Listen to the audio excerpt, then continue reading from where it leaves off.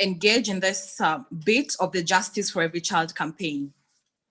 Over the last 4 weeks, Kenya and even globally, we've been running an online campaign called Justice for Every Child campaign, which is a youth-led campaign to demand that our governments make clear commitments and delivers for our most marginalized and vulnerable young people. Worldwide, all of us have been hit by COVID-19. And what COVID-19 has shown the world is the importance of working systems. And this campaign that was the Justice for Every Child campaign Kenya, that was inspired and supported by the Global Justice for Every Child campaign, which was put together by the youth-led 100 million campaign, came about to address these inequalities that have been made much clearer during this period. We have seen the importance of working healthcare systems, the importance of solid education systems, the importance of a working security system. And these are some of the issues over 25 youth-led organizations in this country came together to address. So for the past 4 weeks, as people call us the digital natives, the campaign has been online mobilizations from Kenya to Europe, from Europe to the Pacific, young people coming together in one voice to speak on behalf of our most marginalized peers. And most importantly, to ask our decision makers to act, to ensure that the vulnerable children, young people, the ones who are marginalized, and vulnerable even before this pandemic, are taken care of during this season and even past Corona. I think now more than ever, as I've said before, the importance of working solid public systems has never been more important than it is right now. So at the beginning, I have to mention this. When we launched this campaign in Kenya, we were able to reach over 247,194 people who are aware of this campaign that is ongoing, that is calling on the government to be accountable, to ensure that our most vulnerable and marginalized peers are taken care of. This was at the beginning of the campaign. The youth-led organization that worked on this report is yet to release another report on how the numbers look like in the past 4 weeks.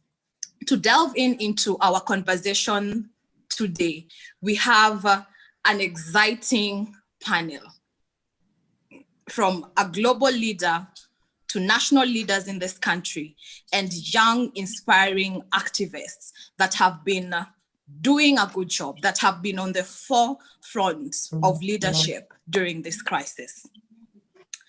Our first panelist speaker for today is Kailash Satyarthi, also known as Kailash G in India. He has been on the forefront of the global fight for child rights since 1980. Kailash has rescued 90,000 children from forced labor and slavery across India. And he has founded the world's largest civil society movements on the front of child labor and on education. On the front of child labor, we have the Global March. And on the front of education, we have the Global Campaign for Education. After winning the Nobel Peace Prize in 2014 for this lifetime of refusing to accept injustice, rather than relaxing, he launched the 100 million campaign, which has brought all of us here together today. The 100 million campaign believes in the power of young people to demand all the rights of all children to be free, safe, and educated. He will share with us a little bit more about the global campaign of the Justice for Every Child and the importance of defending the rights of the most vulnerable and marginalized children and young people during COVID-19. Welcome, Kailash ji. Thank you so much. Thank you, everyone, and congratulations for holding this very timely and very important event. And I'm always proud of the power and energy of young people in Kenya. I could recall those days in late 90s when we planned to organize the worldwide movement, the Global March Against Child Labor. And I had an opportunity to spend several days before the preparation, during the preparation, and during the actual Global March Against Child Labor in 1998.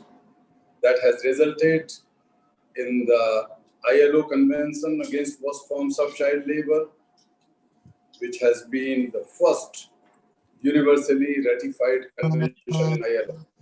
So I remember the participation, the power, the leadership of Kenyan young people who marched with us, not only in Kenya, but several young people from Kenya marched in Asia, Africa, and Latin America. So let me begin with sending my greetings and regards to Governor Kivutha Kibwana. I can't see the name of Honorable Parliament Member Millie. Maybe she will join soon. Bina, Billian, Bina, Burga Babu, and all the young friends. As we know that COVID-19 has brought the most devastating impact on the lives of most marginalized people in the world, particularly the children. Children in developing countries, poor countries, children belonging to poor families, as well as refugee children, children in war zones, child laborers, and children who are belonging to indigenous people in some parts of the world. They are suffering most. And we must not forget that the progress, growth, development, health, education, everything is measured when its fruits reach out to the last person of society, the most marginalized people. And we have seen that the injustices, inequalities, and evils which were already existing in the world are exacerbated due to this COVID pandemic. And that's why we cannot simply wait and watch what the governments do, what the doctors, scientists do. Young people have to take the lead. And that's why we, as the campaigners of 100 Million campaign and Justice for Every Child campaign, are raising the strongest possible voice during those days to ensure that education, health, and freedom, safety of every child in the world is protected in these difficult times. Dear friends, needless to say that the power of young people has always been the driver of change. While I'm addressing you, my dear friends, I feel immensely charged and empowered because the voices of young people are the most compelling, the most powerful, the most compassionate voices that can never be stopped. So I can see some problem in the video. Just a second. Okay. Now it's okay. Yes, thank you. So I also congratulate those politicians who are taking forward the issues of children in Kenya, but also in rest of the world. We come across many examples now when, due to increasing poverty, increasing insecurity, denial of education, young boys and girls are trafficked. They are sold and bought like animals. We can also see that billions of people are facing these problems, but 1.6 billion young people who are not attending their schools, they are living in different kind of problems and agonies and difficulties. We also know that 1/3 of these 1.5 or 1.6 billion young people who are not attending their schools have no access to online education. 480 million students, primary and secondary school students, and their families were depending on school feeding programs or conditional cash transfer programs. But due to long school closure, they are facing serious issues, even hunger. But we cannot wait, as I said. Let me remind you that in the whole course of history, no change was possible without the energy and power, compassion of young people like you. In India, 2 years ago, almost 3 years now, when young people saw that trafficking of children is growing, and also sexual abuses of young boys and girls have become like epidemic in the country, young people decided to take out a march across the country, demanding that there should be new laws, the old obsolete laws should be changed and amended. That was the largest social mobilization against the child sexual abuse in India, and that has resulted in good laws. But it has also built a nationwide movement against this menace of sexual abuse through Bharat Yatra. Some of the young friends from Latin America, Africa, and Asia also participated briefly from 100 million campaign. I'm not sure whether, Bina, you were there, but some of the young people were present there. So that is one example. But in your own continent, in Africa, we have seen that how young people were not only the integral part, but took the leadership role in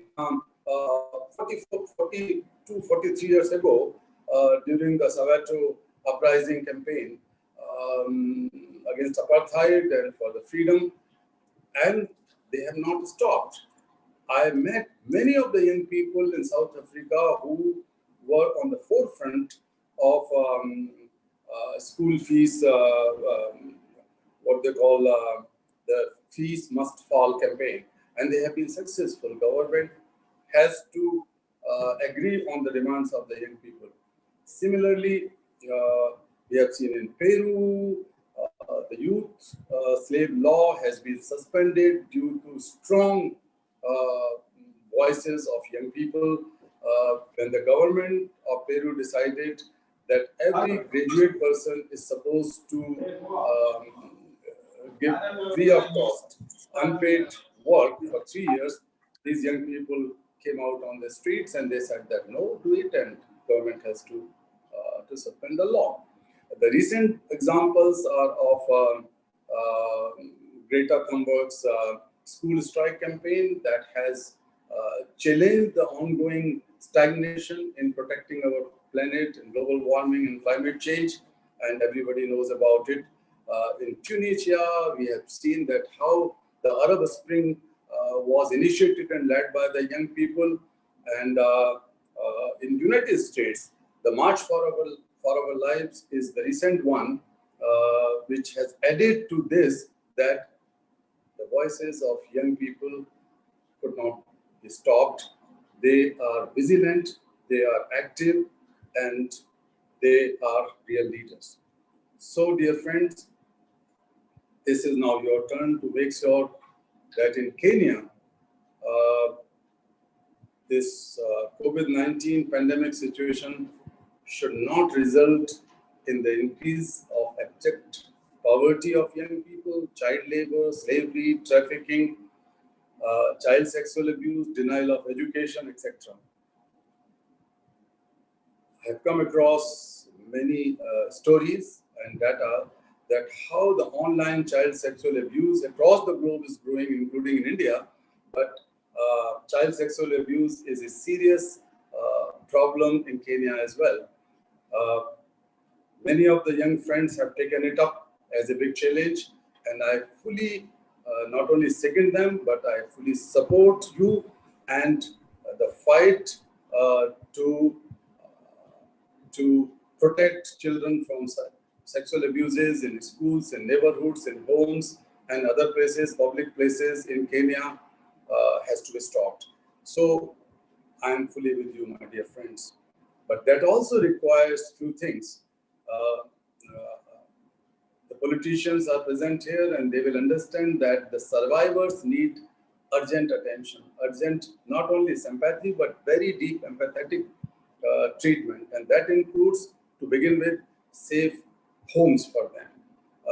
I learned that there are not too many safe homes except a few. Someone like Governor Kivutha has set up the first home, such home, and I congratulate him once again for that. But this example has to be multiplied. It has to be replicated in every county, and not one shelter home is enough, but that shelter home, or what you call the safe home, should be a place where these girls and boys should feel fully safe, empowered, and dignified. So they are not victims. They should not be treated just as victims, but these survivors should be given all the dignity and respect and care, protection. But more importantly, they should feel that they have not made any mistake. They are as good as they were before, and their spirit and their enthusiasm as a young person should be protected. Social counseling, psychological counseling, immediate medical help, as well as stringent action against the predators has also to be ensured. But these things are necessary. I would also think that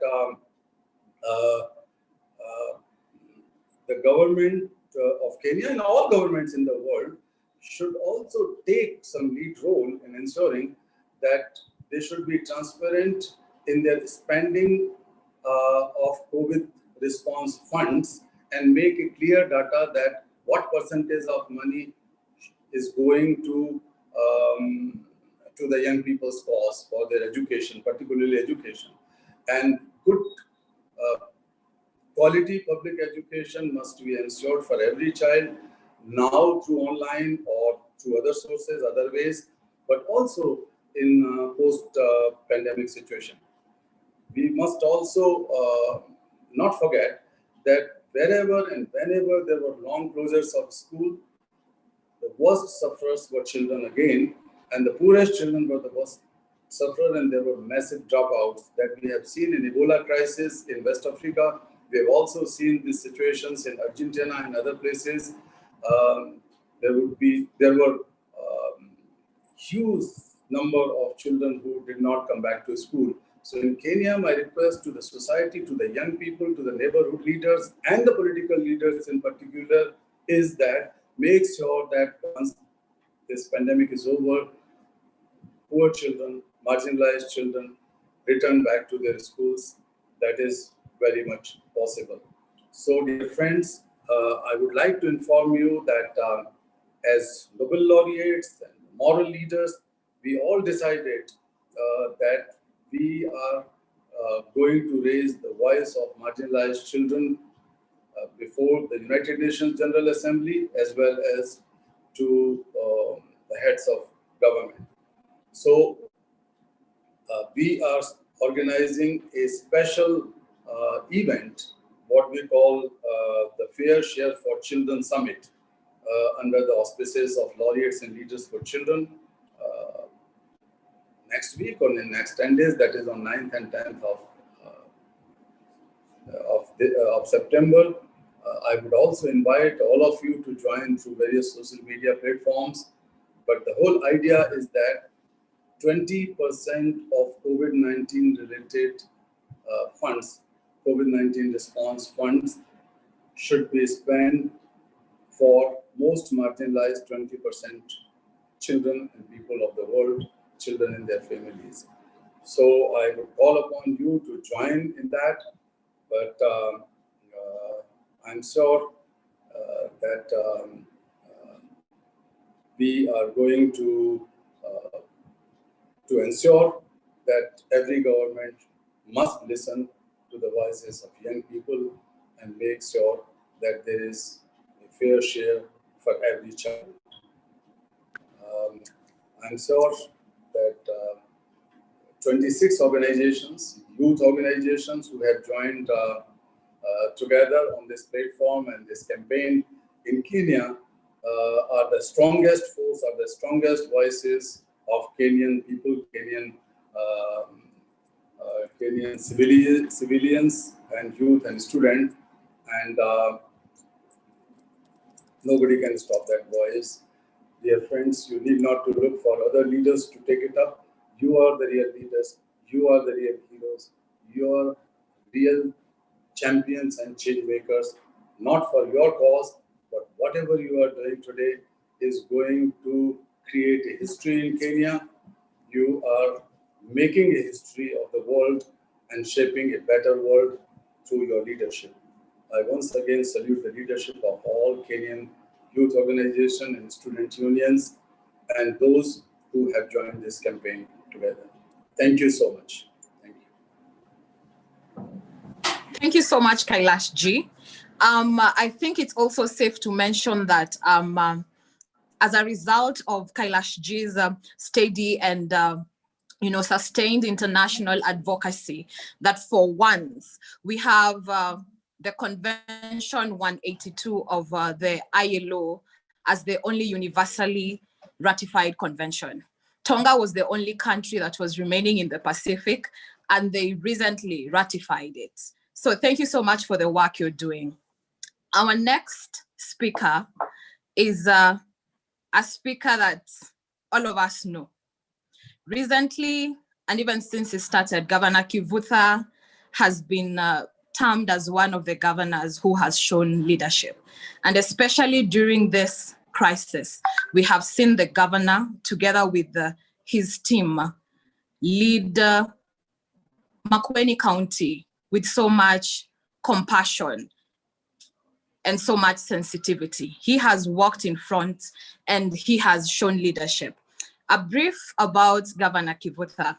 He has served previously as the presidential advisor on constitutional, parliamentary, and youth affairs.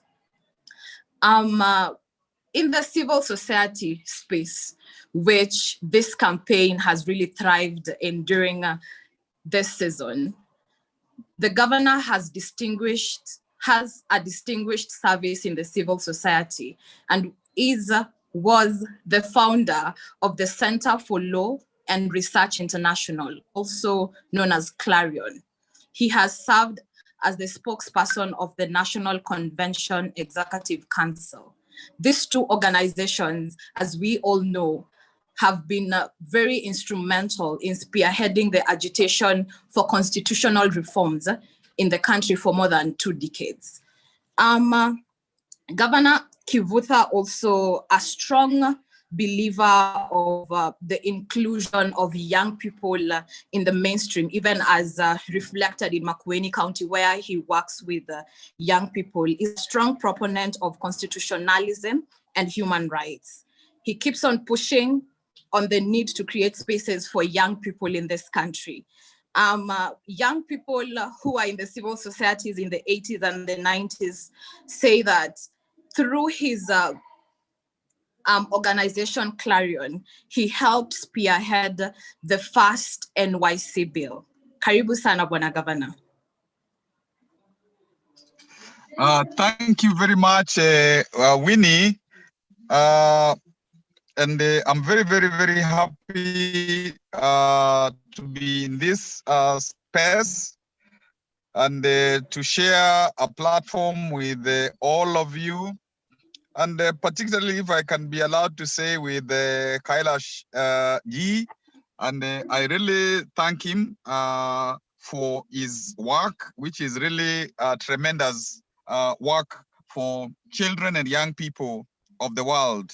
And I really listened to him, and I'm sure this time he has given us has motivated young people in Kenya and everywhere, where they will listen through this particular conversation, because I know there are many ways of making it available even after this particular event. Actually, I've asked for some time, because although I'd been invited early, we have a community meeting where there is a conflict between two groups of how they share natural resources. And I asked them for some time out because it was an emergency, because I told them that this is a very important meeting.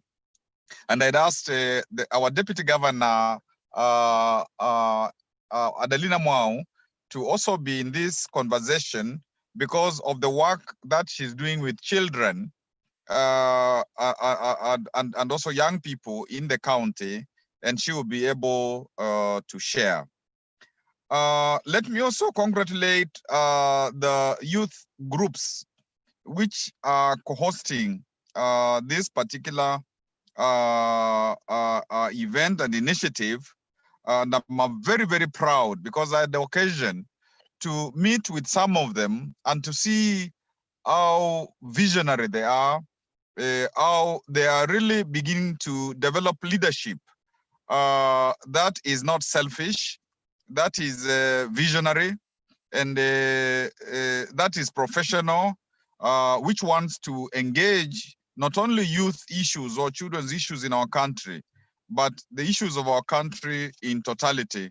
And I'm really very proud, Winnie, to know that we are going to have people who inherit our country and who also will be critical on the continent in terms of solving some of these issues that are current.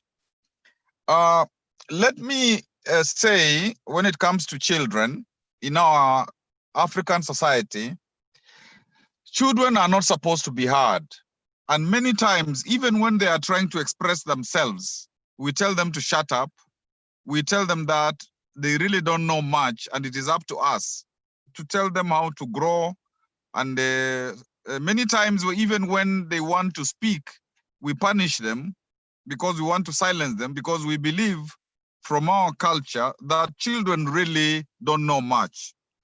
And I think that is one thing that robs us of input from these young people, because in Makueni County, as subnational government, we, for example, decided that when we have public participation, we will have public participation for children on their own, so that they are not afraid and they are able to express what they think. And some of this public participation is in the form of a song. They can tell us things about through song. They can do skits. They can even draw. And we are able to understand some of what they think. And when particularly they have space which they think is safe, they are very forthcoming and they're able to tell you, many things. And actually, something that perhaps one could say is surprising is the things that they tell us in the public participation of children are very much what also the adults tell us. Like like, for example, we had about 9,000 young people, not young people, but children, 9,000 children through about 60 sub-wards. And we were asking them, what do you want for your county? What are the things that are problems? And they would, for example, tell us, when before I go to school or during weekend, or I am asked by parents to go and look for water. And it takes a long time to get that water. And as a result, I may be late in school, I'm tired. So we wish we had more water, which is nearer our homes. They would tell us that also when we are walking to school, some of the roads are not good. They are very dusty, and we wish that these roads were better, so that when we are walking to school, it's easier for us. They would also tell us that if you have to walk for a long place before you get to your school, it is dangerous. There are people who can molest you. It is not. We wish that the schools were near, we didn't have to walk very far, and so on and so forth. So actually, when you listen to these children, they will be telling you the issues that the adults in their own way will also tell them. And that told us that we have to really listen and give them space, and they will be able to share, and we must respect them, and they tell you things, particularly when they sense that you don't frighten them, and you respect them, and you listen to them. Our DG will be able to talk more about when we actually asked another 7,000, I think 200 children to really tell us things, particularly about violence, about, you know, what they experience in the places where they inhabit. And actually, I don't know if there was opportunity to share some of the things that the children told us. And they would tell us point blank, in the home, relatives who abuse the girls, who actually force them into sex, who tell them they must not tell anybody, even to tell the administration. And even when there are meetings with administration, how they would tell us that the people are given money, and that thing never goes anywhere. And they were very, very blunt and frank. They told us in the family situation what happens. They told us at school, and they would tell us specifically which teachers are able to, you know, abuse, particularly the girls and even boys. They tell us that, and the situation now was, even when we have that information as a county, now how we take it forward so that there is justice for them, and it is not hush-hush. And actually, our DG Deputy Governor, she's arranging a meeting with the duty bearers, whether it is the police, whether it is the administration, it is the county, and all that, to share all this information, of course, bearing in mind the security of the children who gave us this information. So that, again, in places where we think that they are very safe, places of worship, they would also tell us by name who abuses children in the place of worship. And so we now, you know, realize that all these places are not necessarily as safe as we think for children. And it is my expectation that DG will share all this, and we'll be able to learn from it. In Kenya, the national government is supposed to be in charge of the children affairs, and county governments are not the ones who have that docket. But then we are the ones who are nearest to the children. And it is important, I think, for both the national government and the county government together to have, you know, projects, and to take this function in a common way, so that, you know, we are able to help our children, so that we don't say it's a national government thing and that's it. As a county, ECDs are our function. That is the pre-primary. And the way in which we have approached it, even in terms of learning, so that it is holistic learning. They even compete in terms of they make, you know, plays, they make songs, they compete even up to the national level, and they do a lot of learning through things which are exciting for them, not just sitting in a classroom. and being told ABCD 1, 2, 3, 4, and so on. So that there we have seen that there is that requisite creativity. The other thing that in school, the young people from primary school, secondary school, something that I find very exciting is the development of leadership, where you have, apart from prefects, you have some now who are president, deputy president, governors, and they elect each other, and they begin to lead from there. And I think what Kailash said in terms of the young people, the children, knowing that they must nurture their leadership. It is not just waiting for the so-called adults to be able to be the politicians, to lead them, to sort out their issues. I really like that, because the leadership of young people, which will mature into the leadership for Africa forward and for the world indeed, like we have seen countries like Madagascar, like Finland and so on, where under 35 begin to be actually the leaders of their countries. So again, that is something to be nurtured. And I tell young people in my country, in Kenya, that you create your leadership, because when the current leaders were very young, like at independence, they are the ones who were the permanent secretaries, the ministers, the Mboyas, the Kibakis, or that time when they were young, they took Kenya forward. So there's no reason even up to today that young people cannot take counties, the national government forward. And when the president, for example, starts to appoint CAS,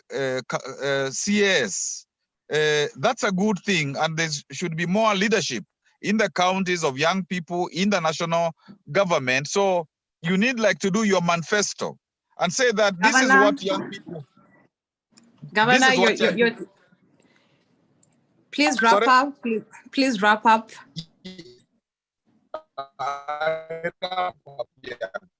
Okay, to wrap up. Sorry, I got excited.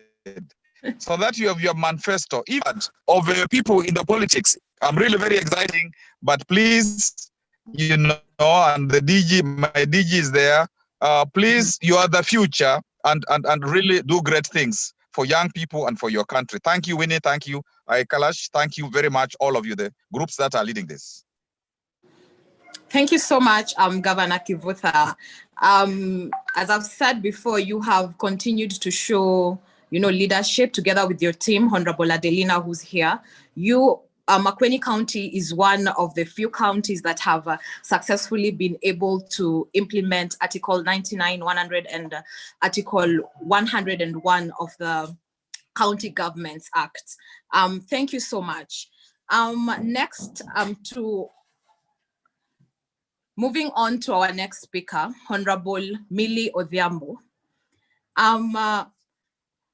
A short brief on Hon.Millie Odhiambo. Hon.Millie Odhiambo has an experience spanning over 20 years in various aspects of law, gender, human rights, leadership, and management. She has previously worked as a litigation counsel with the state office. She's worked with the Federation of Women Lawyers.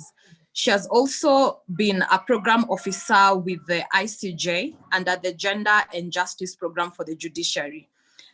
She's also worked with Letwal International as a program manager for East and Southern Africa on treaty-based rights for women and children in Africa. She founded Cradle, the Children's Foundation, where she served as the director. She has consulted for several national and international agencies, including UNICEF, International IDEA, amongst others. Hon.Millie has also initiated several impact litigation cases, including on children born out of wedlock and access to justice for children, amongst others. Hon.Millie Odhiambo, the Member of Parliament, Suba North, who also during this crisis has shown leadership. And in as far as legislation work is concerned, she's been on the forefront in pushing the government to also operationalize the existing Social Security Act that was much needed during this pandemic, where, as we've said before, vulnerable children with their families have been hardly hit, and there was no important time for us to operationalize this act than this time. Welcome, Honorable Millie.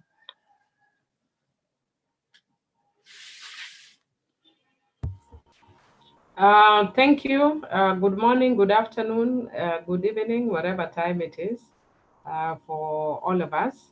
And let me take this opportunity to apologize. I came in a little late, though I was hearing you while I was on my way here. And to Mr. Kailash Ji, Governor Kivutha, Georgia, 100 million, Billian, Bina, Winnie, Burugo, and all the others that are listening. Let me just indicate that I'm happy to be here and very happy to listen to Mr. Kailash, and also very impressed about the work that he's been doing for children, which is an issue I'm very passionate about.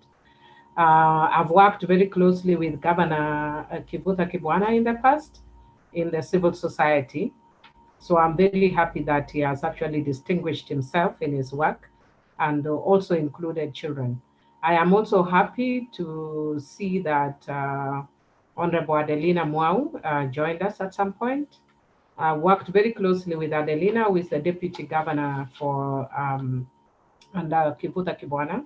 And Adelina and I worked when she was, when I was the chairperson of Coalition on Violence Against Women. I think I took over from her as the chairperson. So we worked a lot on the issues of women. And for the young people who are also with me in the panel, we have worked very actively on issues of women's leadership and other issues relating to young people.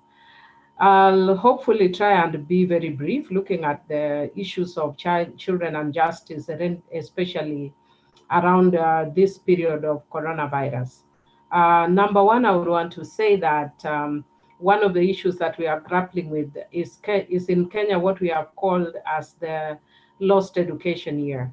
And it was a tough call for the government because on the one hand, you have to protect children from the possibility of getting coronavirus, yet at the same time, we know that thereby many of the children will lose education. And our challenge is that there are children that, even as the government is trying to work very hard to ensure that 100% children access education and 100% transit.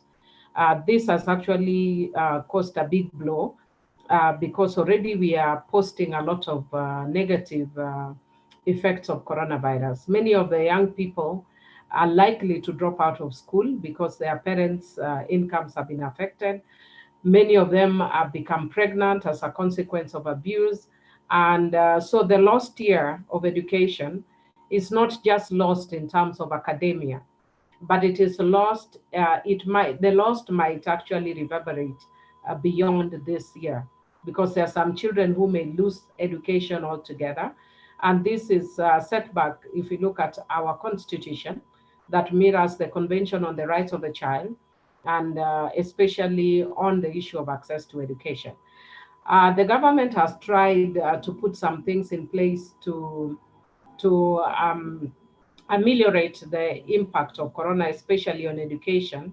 And the government started what is called community education. But the challenge with community education, which I do support, because then it actually gets children alternatively engaged. But the challenge is that there may be areas where children are not able to access this community education. And I'm talking this in light of the fact that the schools that have children who are in town or in good schools, they were able to continue with online education.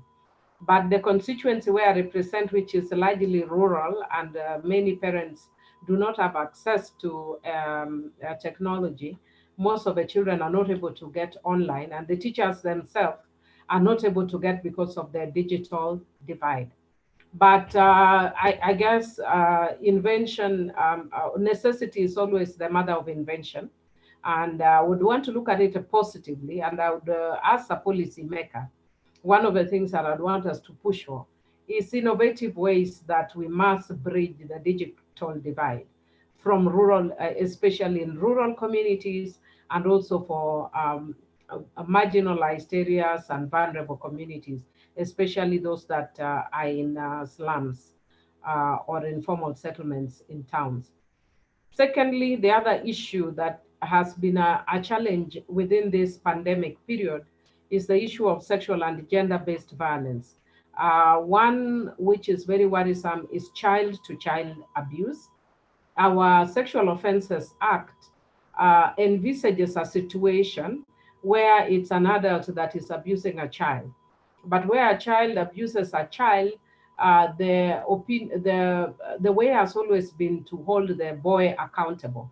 Recently, we saw a case where a 12-year-old girl got pregnant by a 13-year-old boy, and they gave birth to triplets. Now, in such a case, who will you hold accountable? You cannot hold the boy accountable. You cannot hold the girl accountable.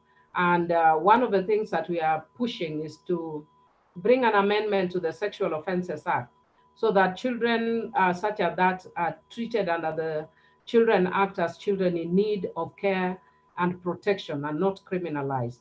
But also we are pushing so that under the community education, part of the life skill that would be taught is one of the areas that the government is very hesitant to do.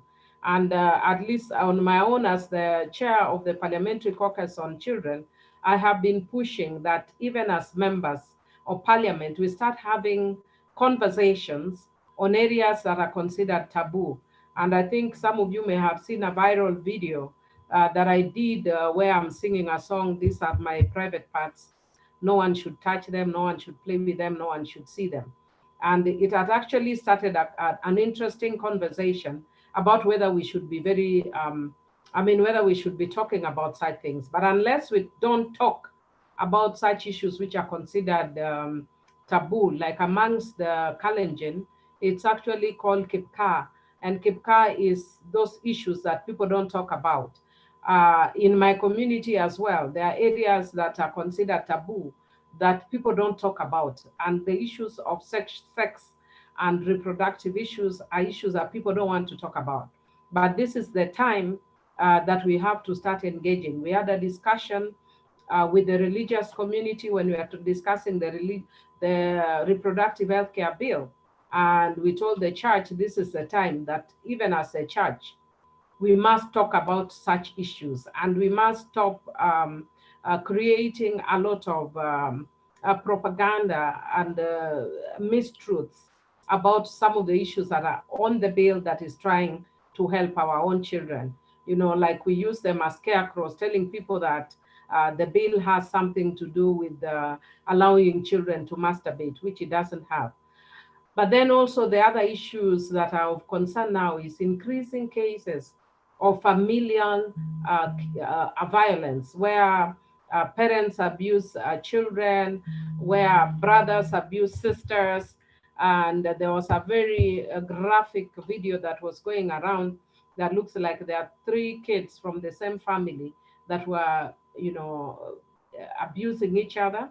But it looks like a person that was in the background that was not being shown is an adult. So there is also the issue of sexual exploitation and trafficking of children that may come, but beginning from the familial setup, which is supposed to be a safe for children.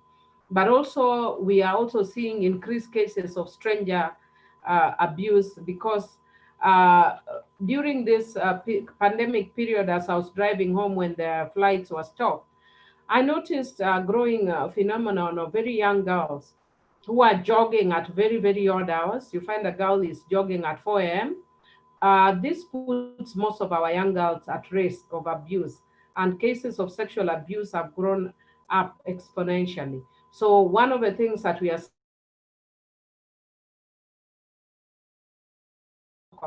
around even those who are training in the communities, but also the things that they need to be telling people, even if you are talking about life skills.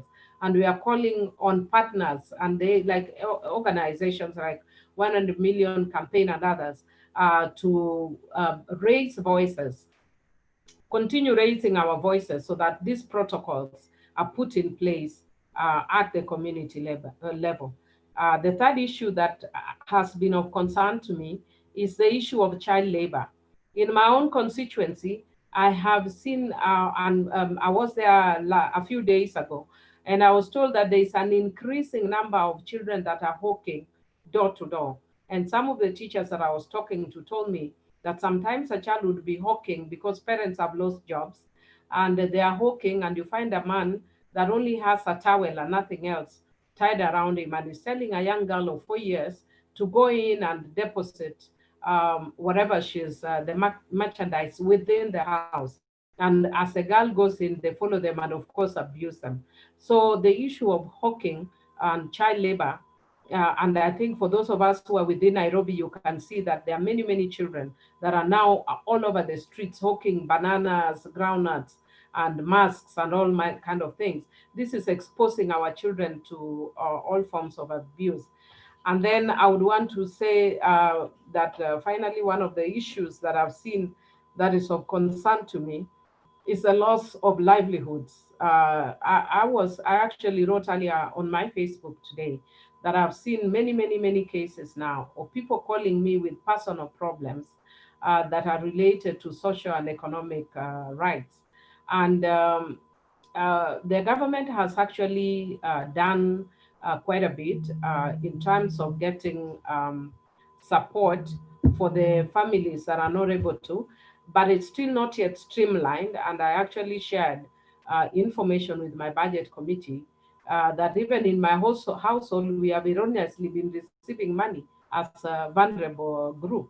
So I have actually communicated this to the relevant authority, not just because of me, but because of others who may wish to return this money that is erroneously being sent to us. And as a leader, it has taken me a while to even figure out which ministry this has come from. Went to Treasury, they have no information. We've gone to gender, it's not from gender. So I have to shop around to find out which ministry is this which could be sending me money. And I have access to different government agencies that can give me that information. What about others who don't have? So we are actually trying to work on streamlining this so that this money, which has cash transfers, are able to reach the people that are needed. I sit in the budget committee in Parliament, and we ring-fenced money for certain COVID-related activities. We ring-fenced money for some referral hospitals. We ring-fence money for desks. We ring-fence money for education, for rather infrastructure in schools, and for other activities that are COVID-related. Unfortunately, you have seen in the recent past that there have been allegations that some of the money that has been provided for COVID funds are being misused. And as part of our oversight role, the Health Committee has already started investigating both in the Senate and the National Assembly. And I am hoping at the end of it, if indeed there is a person that is found culpable, shall face the full force of the law. Otherwise, because of time, I'd want to say we are willing to work with you, and we are willing to network so that wherever you think we can engage as policy makers, we will be willing to work with you around that. Thank you. Thank you very much, Honorable Millie. And even on mentioning the importance of us calling, or rather the funds that were set aside by the budget committee, by the treasury, the ones that we received in kind and in donation, to be able to be accounted for, because it is so wrong for us to have people becoming millionaires, billionaires in the midst of a pandemic. On to our next speaker. When the coronavirus hit the nation and even far and wide the world, among the first respondents in the different communities were young people. Young people were swift to move into their communities and be able to respond accordingly, far even before the government could still know how to go about it. And today we have two young activists that have been doing a lot of work during this pandemic in their different communities and even far and wide, in the country. One of them is Billian Ojiwa. Billian Ojiwa is the founder and director of the Billian Music Families Resource and Leadership Center. This is a community-based organization in Mathare slums that supports children, youth, women, and children with disabilities on talents development, education, and empowerment. Billian is also the founder of the Ficha Uchi initiative, an initiative that works with community tailors to be able to provide decent school uniforms to primary school students from humble backgrounds, so as to restore their dignity, self-esteem, confidence. It has so far provided over 5,000 students from 50 schools. 5,000 students from 50 schools with decent uniforms. The initiative has its volunteer chapters so far in 5 universities across the country. Additionally, Billian is 2018's Mandela Washington for Young African Leaders Fellow. He's also an Austrian Leadership Program alumni, Young Kenyan Service Awards 2012 winner by the Rotary Club, and 2019 Volunteer of the Year Award winner by UNDP. Billian has done a lot of work in the community. He's even worked in partnership, not only with 100 million, but he's been able to bring together so many organizations for him to be able to respond accordingly in Mathare slums. He has provided food. He has an education program to be able to try and bridge the gap that has been brought about by the digital divide. Welcome, Billian. Thank you, Ini. Hello, good afternoon, everyone. Thank you for the opportunity and to be part of this conversation alongside amazing leaders that I look up to. Hon.Millie Odhiambo, the Governor, Kivutha Kibwana, and even Kailash. Thank you so much for the opportunity and for the work that we are doing. I think so much has been talked about. I will not reinvent the wheel. I will just share some of the things that we've been doing and also echo some of the conversations that I've had from leaders like Millie Odhiambo. So practically, I just want to divert the conversation to be a bit practical on some of the things that we've been tackling and how we've been going about, especially during the COVID-19. I've had Honorable Millie talk about education and the effects of COVID-19 in education and us having to do away or lose 1 year of our education. So in my community, what has been happening, you know, it's a vulnerable community, and some of the pillars that we have in the community is education. Most of our students go to informal schools. Most of our students go to government schools. Most of our students rely on food from schools. So with the effect of the COVID-19 now, we've seen a loss of not just the academic year, but also simple or some of the opportunities that have been coming with education. So we were able to set up our resource center, which is a safe space in the community to be able to innovatively handle some of these issues.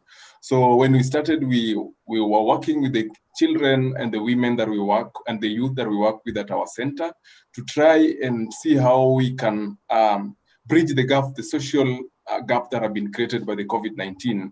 And to start with, we mobilized the community health volunteers, which mostly are young people, to go deep into the community and get to understand some of these issues that needs our immediate response. And one of it, I think, as all of us can agree to, was food and water. So we didn't have food because many of the families lost jobs. So we decided to start mobilizing our friends, the stakeholders from the communities, and even our partners to see how we can help the families to stay together. When we started the first weeks of the COVID-19, as we all can remember, you know, the government advised people to stay home, but some of these families or these people could not stay home. And this, by extension, affected the children, because they were used to having lunch in school, and then now you are home, the parents are not able to work, but yet they still want to see how they can provide for the families.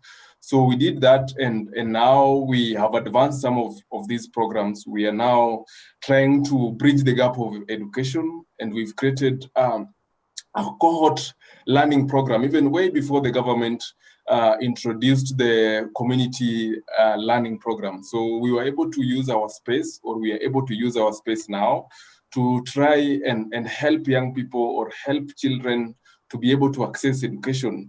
They're able to come and work in cohorts of 5 or 4 students, both at the center and even at home. So we are able also to make the parents to be the supervisors of their children when they're at home. So these are some of the issues that we've been handling in the community.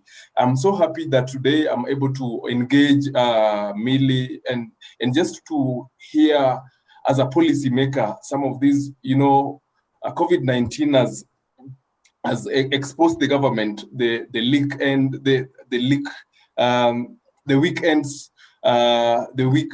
links that we've been having in education sector, the weak links that we've been having in terms of supporting the young people, supporting children. So I would also love to hear more from Millie Odhiambo on what she thinks of this and how we can advance and have proper policies that not only protect us when things are stable, but when we are faced by pandemics like this. So basically that is what we are doing at the moment, and looking forward for other engagements. Thank you so much, Billian. Billian just reiterated on how COVID-19 has really exposed how weak our systems are, and the need for us to have solid systems that would withstand unforeseen circumstances like this one that we are in. Our next speaker, Bina Maseno, is the Executive Director of Badili Africa. The challenges of her experiencing, the challenges she experienced as she ran for office, a national office when she was only 23 years old, inspired her to come up with Badili Africa. As a mentor, speaker, and moderator, she has been invited to and led global discussions across initiatives like the Obama Africa Leaders Program in Johannesburg. She's among the 2017 Bill and Melinda Gates Goalkeepers event on the Power of Women movements held in New York, and the high-level national dialogues and regional engagements by the African Union, and recently by the UNFPA Gambia in March on governance and accountability. What Badili does, Badili merges beauty with civic dialogues for political awareness and involvement with governance and democratic processes in Africa. Bina continues to use her voice to encourage and champion women's participation in African politics, as well as actively participate in the broader discourse of governance as active citizens. Karibu Bina.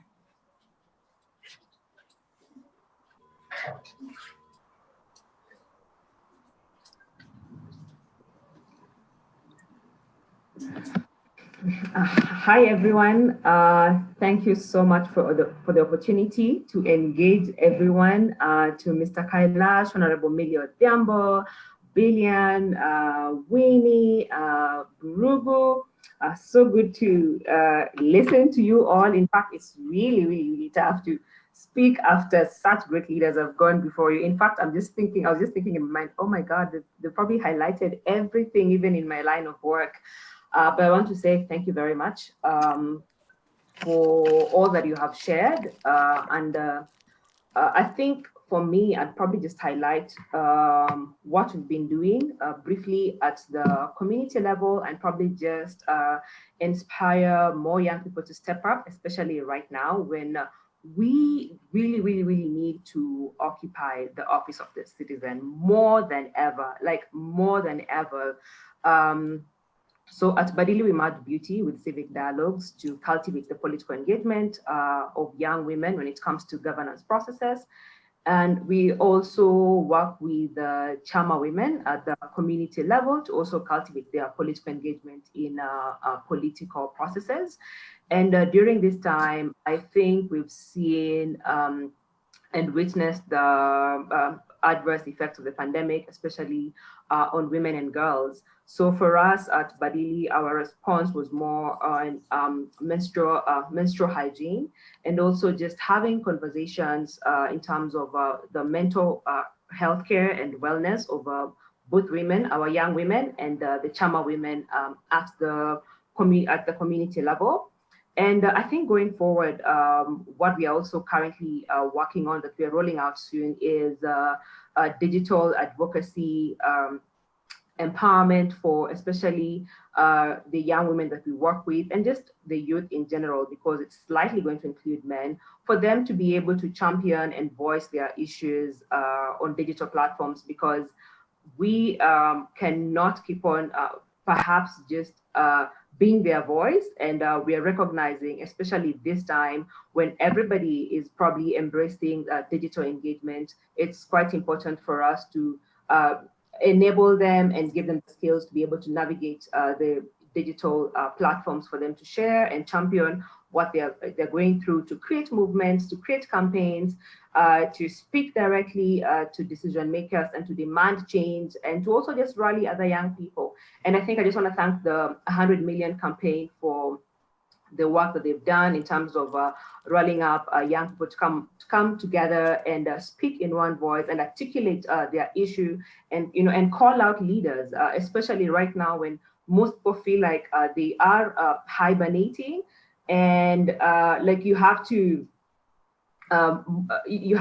like help yourself out, And what I love also about what we've been doing, and also what other civil societies that we've partnered with have been doing, is the fact that, for a long time, we've been trying to just hammer the message in terms of how politics is directly linked to our lives.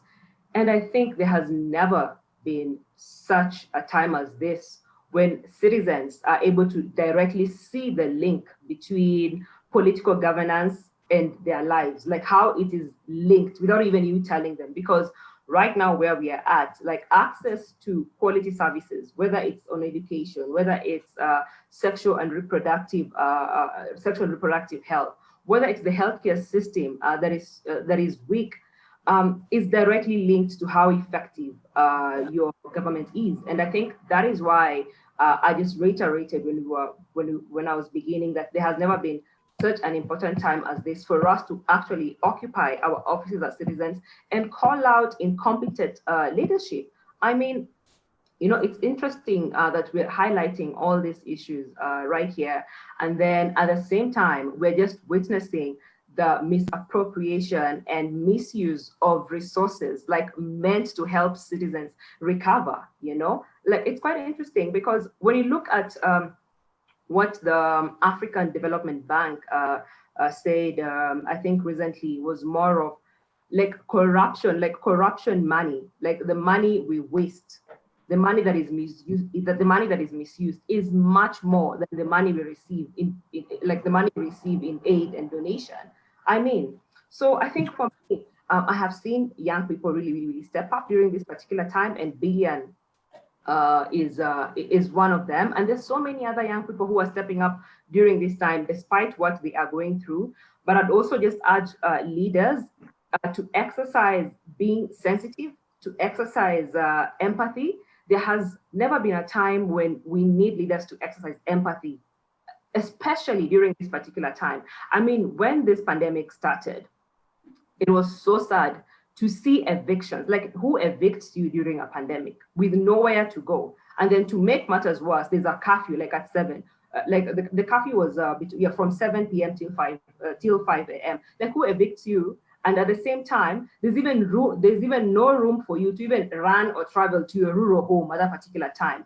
And we even saw, like, even the children who are trying to even beg the officers to stop that, like, that was not even enough. Like, there was even no mercy, So there has never been a time when we need the government to be sensitive to the plight of the citizens, especially the ones living in rural areas and the informal settlement, especially during this particular time. And more importantly, also, it's what women are going through, both, like girls and women when it comes to sexual and gender-based violence. And I think Honorable Millie has highlighted that. So I'll probably leave it at that to allow for more discussion. Thank you very much. Thank you so much, Bina, and even most importantly for, highlighting the power of the Justice for Every Child campaign that brought all of us together, to just advocate for our rights, and most importantly, during this pandemic. Thank you so much to the speakers for their opening remarks. I think we will now move into questions. I noticed the governor has left, but we are in able hands because Honorable Adelina Mwau, the deputy governor, is with us. Karibu sana, Madam Deputy Governor. And even with that, I will direct a question to you and Kailash G on SGBV. Let's speak on the sexual and gender-based violence that has been on the rise during this period. Globally and even here in Kenya, we've seen a rise in calls to child sexual abuse helplines during the lockdowns. In April, when it hit, on the 2nd of April, our Chief Justice, David Maraga, expressed his concern. He noted the rise in sexual offenses since March 13, when coronavirus pandemic first hit the country. He said that sexual offenses constituted 35.8% of the cases recorded since then. The Ministry of Public Service, Youth and Gender Affairs as well reported 42% increase in the past 1 month. And even with that, I am looking at one of the major demands that these 26 youth-led organizations came up with to be presented to you, our policymakers. And on the area of the sexual and gender-based violence, we are requesting, for implementation of the safe houses in our different counties, because we don't have those. And during this pandemic, and especially the lockdown, where we've had an increase in these cases, what is the responsibility of elected leaders to protect children vulnerable to or experiencing this type of abuse? And what can we practically do? Honorable Adelina, we have seen Makueni has walked in front, and even during this pandemic, you launched a safe house. But even far and wide, what needs to be done? Yeah, thank you. Thank you very much for hosting this webinar, Zoom. I'm glad, actually, we're sharing the same platform with Millie Odhiambo, who I haven't seen for a long time. And we worked very, very well together in initiating coalition on violence against women. Millie Odhiambo, Honorable Millie Odhiambo, the struggle goes on. And that's why today we are in a platform where we are sharing and discussing the safety of our children. I have taken this up in Makueni County, and that's why we are about the only county that has a safe place. This came about after the lockdown, and the COVID-19 was with us, and we realized that a lot of women even can't get away because motorbikes, boda are actually not even allowed to take them to a police station. So we took it up with COG and Governor Kivutha Kibwana. With myself, I was supposed to participate in a Zoom meeting at COG, but I wouldn't be let in. So I asked Governor to actually get in and raise this issue of actually asking all the county governments to actually make sure that they have a safe place. And through our Department of Gender and Social Services, we were able to identify a safe place in near a hospital, inside a hospital, and very close to a police station. And we were able to actually save 2 women particularly one from Kakamega and one from Kisii, because that was the time even you couldn't get to Nairobi, even if you had sisters, you couldn't get to Machakos, even if you had neighbors. So it was very crucial that we come up with this safe house. Before then, we had come up with a gender recovery center in our level 4 hospital. We have a gender recovery center with which is run by a doctor, nurses, and we've seen a lot of children who have been sexually molested, and this we've talked about. So, and of course, you heard from Governor Kivutha Kibwana that we do public participation for our budgeting process, asking our children what do they think we need to do as a county government. But we took a step further to actually create safe spaces, find out what are some of the questions that our children are asking. And we were able to reach out 7,400 children in 6 sub-wards, in 60 sub-wards and in 6 sub-counties. And the messages are very, very, very revealing. For example— Honorable Adelina. Yes, yeah. Even with that, allow me to bring in Kailash, because as I've said, you are leading the way. And as one of our demands is for us, is rather for you, our policy makers and our decision makers, to come up with these safe houses. And Makueni has already walked in front. The problem is, what about the other 46 counties? Even as you're coming to answer that, let me move to Kailash G. And Kailash G, the questions the young people are asking, that even globally, as we continue to see the rise, and even as I've said, we are demanding for more safe houses. What is the responsibility of our leaders? And right now we would say elected leaders, but even on the global platform, what does the responsibility when it comes to our leaders look like, in as far as the protection of children and young people who are exposed to SGBV, sexual and gender-based violence, is concerned? Thank you. This is a very, very serious challenge in India and elsewhere in the world. I remember talking to many young people who were the survivors of sexual violence and rape during and after the Long March in India against child sexual abuse. But let me share one story a girl told. She was about 15-year-old. She said that last night I was very tired. I was not feeling well. So I told my father, please spare me tonight. I will sleep with you tomorrow. But my father did not consider. She did not spare. And eventually, this morning, she said, I had to go to the police. She was crying badly because she was feeling guilty for registering a case against her father. She was feeling guilty due to social stigma. She was feeling guilty because she knew that it would be very difficult for her to marry with anyone.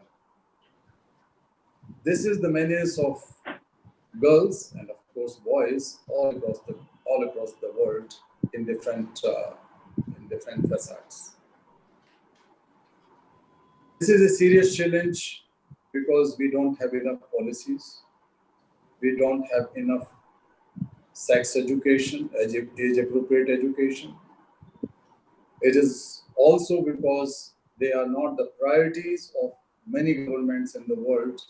And one example, as you pointed out and has been raised here, is that in Kenya and many other countries, there are not safe homes for girls to protect them, to counsel them, to treat them, to educate them and empower them eventually.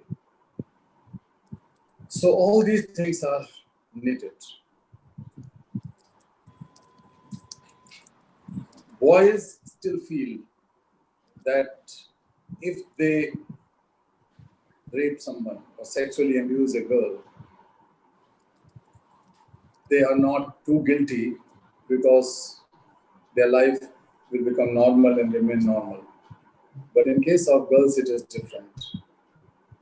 So what is needed is to educate and to inculcate the value of positive masculinity. And that cannot be done only by teachers in schools, but I would like to call upon every single faith leader and faith institution to have courage to speak after the prayers on Sundays and worships and other things, to tell the people that this is not allowed. Sexual abuse is not allowed in any religion, and they should also try to teach this value of positive masculinity. Similarly, we have to have strong laws. Government have to make sure that the cases should be registered on time, prosecutions are made on time without delay, proper investigation should be done, forensic support has to be provided, and the predators are punished in time. So conviction should be on time. So that requires a lot of overhauling in our judicial system, in our legal system, and the governments have to make sure that how to sensitize the entire legal and judicial system. A lot of training and sensitization is needed because in most developing countries, the senior advocates as well as the senior law officers and judicial officers are men, and they need a lot of orientation and training to understand the agony and the difficulties and psychological issues as well as other social issues related to the survivor of sexual abuse, the women and girl survivor. So all these things are needed. But I would also like to inform that in India itself, one of our sister organizations, India Child Protection Fund, has come out with a study within few weeks of the first lockdown after this pandemic spread. And that was quite shocking to learn that there was almost 100% increase in online sexual abuse cases, child sexual abuse cases. So that is very serious in India, but also I'm getting information from many more countries. So online sexual abuse is another serious issue. And therefore, with the help of several Nobel laureates and global leaders, including Pope Francis, Chancellor Angela Merkel, Prime Ministers of Norway and Sweden, and many more presidents and prime ministers, we started demanding a United Nations Convention to stop the online sexual abuse. Unfortunately, there is none. And that's why we cannot regulate or control the data service providers which are responsible for this increase of child sexual abuse, because they benefit a lot out of it. So governments have to make sure that in their countries they have appropriate laws and these laws are properly enforced. So a lot of work is needed.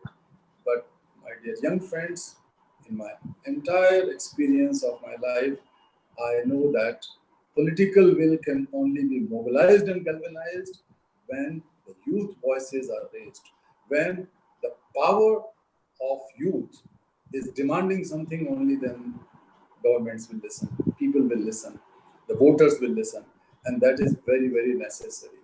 So I'm quite confident that since this issue of sexual violence against children and women is identified as a major issue in Kenya, I'm sure that it would definitely be stopped now during the pandemic time and after the pandemic time. I once again call upon you, my dear friends. I'm sorry I have to leave now for another engagement, but being with you gives me tremendous, tremendous inspiration and motivation. and confidence that the world is safe in your hand. In your hands, world is safe. So 100 million young people are going to be the leaders and change makers for other 100 million left out sisters and brothers of yours. Thank you. Thank you so much. Thank you so much, Kailash Ji. And even with that, I now want to bring in our policy makers and decision makers, Honorable Adelina Mwao and Honorable Millie. Just continuing with what Honorable Adelina was saying, how Makueni has been able to come up with structures to be able to protect our women and even children who are exposed to violence, and especially during this pandemic. Because most of the times the hidden cost of sexual and gender-based violence is not openly spoken about. Honorable Adelina, Honorable Millie, are our laws failing victims of sexual violence? Are our laws really failing our peers who are exposed to sexual violence and gender-based violence? Honorable Adelina, how can other county governments be able to replicate what Makueni County has done? I mean, out of 47 counties, we only have a safe house in Makueni. What about the other women who are in the other 46 counties? Yeah, this is possible. I think there needs to be political will and conceptualizing the issue and seeing the issue of sexual and gender-based violence as a development issue, because a battered mother, a battered woman, a battered child is not actually productive. So in Makueni, we've taken the issue of development holistically. We're looking at what are children saying, what are women saying, what are older people saying, and that's why we've been able to respond to issues of, for example, sexual and gender-based violence, the issues of children. And what I'm saying is that there needs to be a political will, and if there's political will, money will be found. But also it's both the assembly and the executive. For example, I had to take an initiative to actually get to the assembly, give them a 2-day awareness so that they understand the issue of sexual and gender-based violence. So when we give in our budget to the county assembly, it's passed because they already understand. So conceptualizing, understanding the issue, seeing the issue as a development issue, seeing the issue as an economic, social and economic issue, seeing the issue as spiritual, is that understanding has to be put in place. Of course, there are a lot of myths around sexual and gender-based violence. So I think also that has to be unearthed. We've got to unearth that. We've got to actually go to Parliament, go to Senate, and both Senate and Parliament, and actually try to conceptualize this. And of course, Honorable Millie Odhiambo, this case of children abusing children, the Sexual Offences Act does not address that. So I think it is important, because I know the Sexual Offences Act is in the process of being amended. So I think it is important, and let it also come to the grassroots. And if I don't have another opportunity to speak to you, Honorable Millie Odhiambo, we are inviting you for a webinar where we'll be talking, where we'll actually be bringing what the children told us as we tried to create safe space for them. And we would want to target duty bearers who are members of Parliament, who are our assembly, who are religious leaders, because the cards, I will share with you the cards we went through the 7,400 cards and read the messages, and we got a few that are striking. And those are the messages that we are actually going to bring to the duty bearers, the teachers. And we are actually also going to come up with a book of actually documenting this and putting the law. When this is an issue for you as a child, who do you go to? what does the law say? So we are inviting you. In fact, I'm going to send you, please jot for me your email so that I send you an invitation. Both I'm also inviting these campaigners, these young people, to come and listen, to come and or listen to the what children are saying. I mean, we went there, we asked them not to write their names. It is between the ages of 10 to 17. And the messages about pastors, the messages about parents, the messages about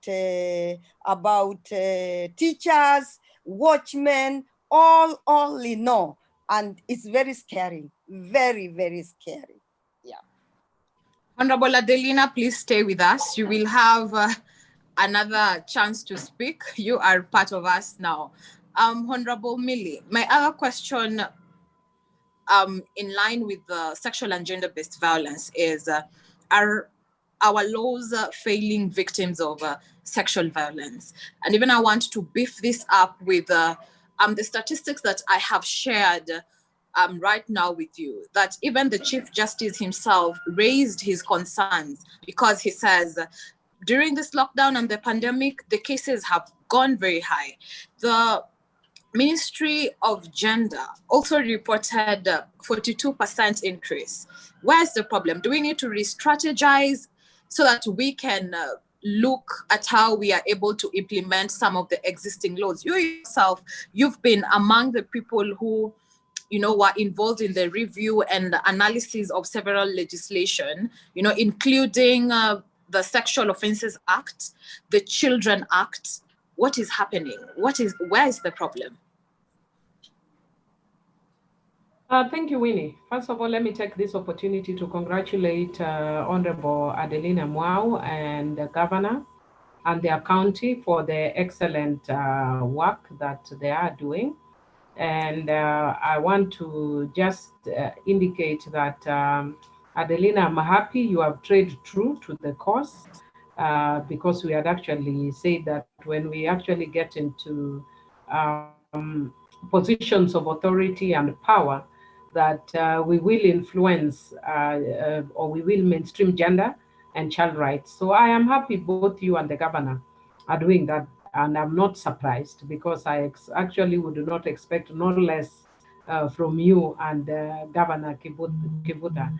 And it's just a testimony that perhaps if people were aware, they should be electing more people from this background who have hearts for the public and for children, people who have worked with communities and have heart. So I'm very, very proud of you. Let me also just respond to the question. You're welcome, Adelina.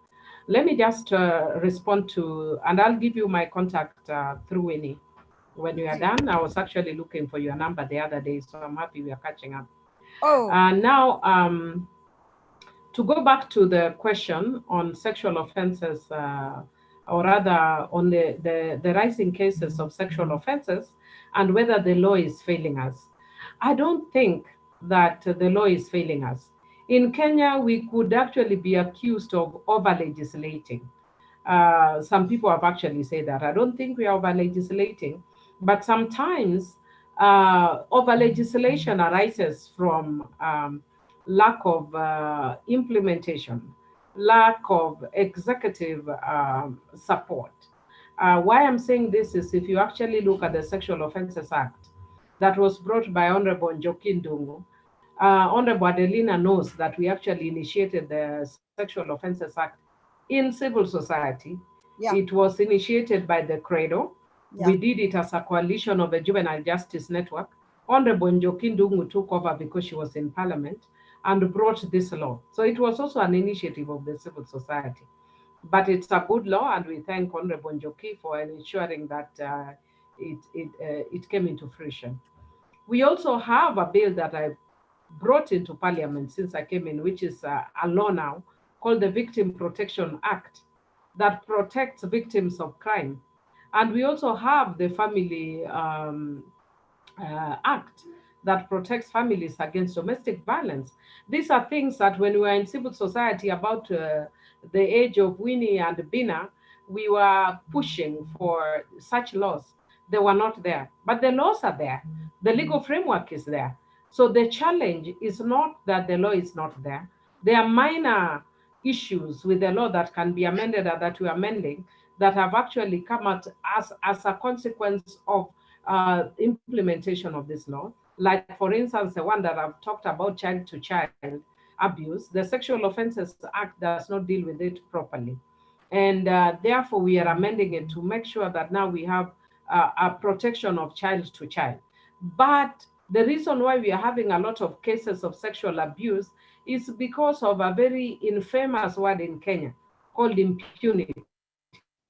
That everybody knows that you can actually commit crime and get away with it. If people were prosecuted, if people were jailed, then they know that there's pain of punishment. Then they would be very worried to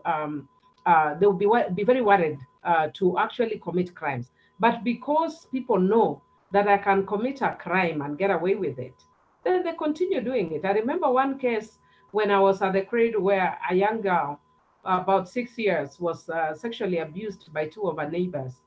And the matter was reported to the police. The police weren't doing anything. So it came to the cradle and we followed it up. And these guys told the girl, if you actually go to the police, then we'll rape you again. And they went ahead and raped again. So most people will be very hesitant to report cases when they know you cannot get protection. One girl, a 17-year-old girl who repeatedly reported to the police that she was actually getting threats from a gang of young men. I think she was at the police no less than 6 times. And the police did nothing, and they ended up gang raping her. So most of those cases are arising out of ineffective prosecution and investigation, so that there is deterrence. So what we need to do is put a lot of energy on deterrent action through proper investigations, arrests, and effective prosecutions. Thank you very much, Honorable Millie. And you have touched on a very sensitive issue. We say we have the best policies. Even our Constitution, Article 6, is the best. It has been hailed world over. But we don't know what happens when it comes to implementation. And I think it's something that even as policy makers, in conjunction with young people who, are in the social justice space, to follow this up, to see some of these things actually being tackled in a manner they are supposed to.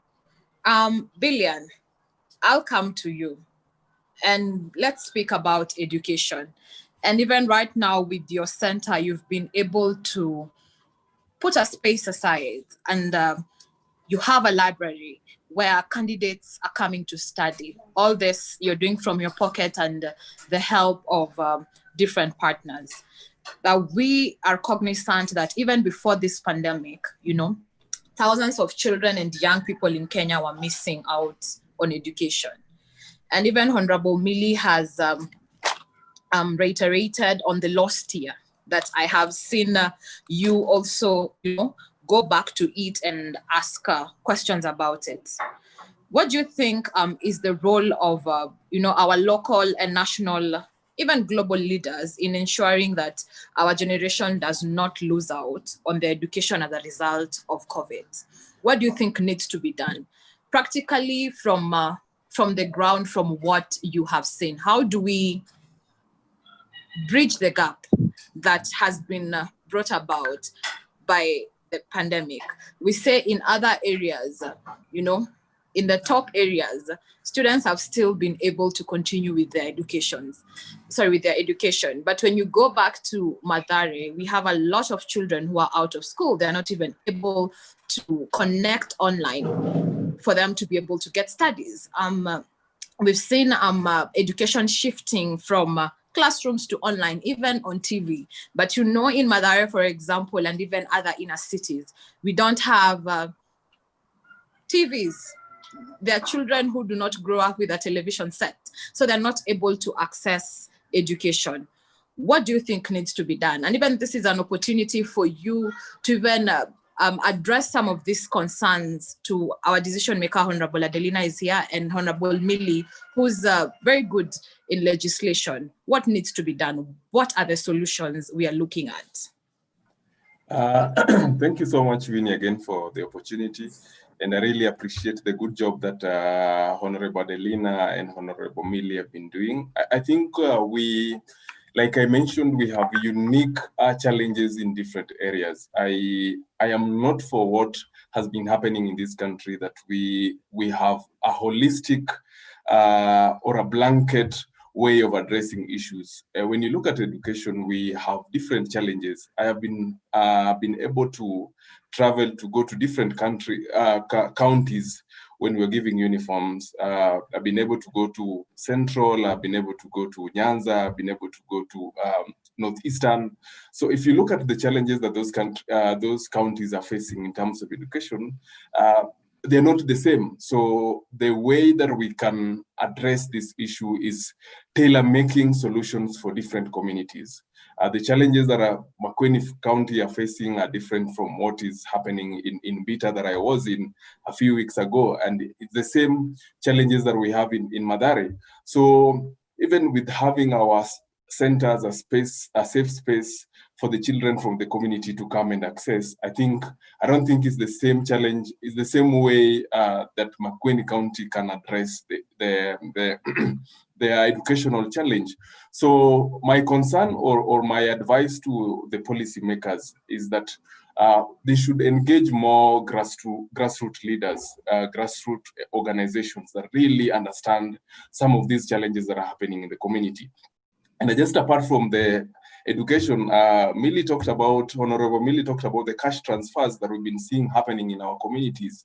If you look at the approach that was made by the government, and if you look at the implementation of what is happening in the community, it might be, or it is a good thing that is coming from the government.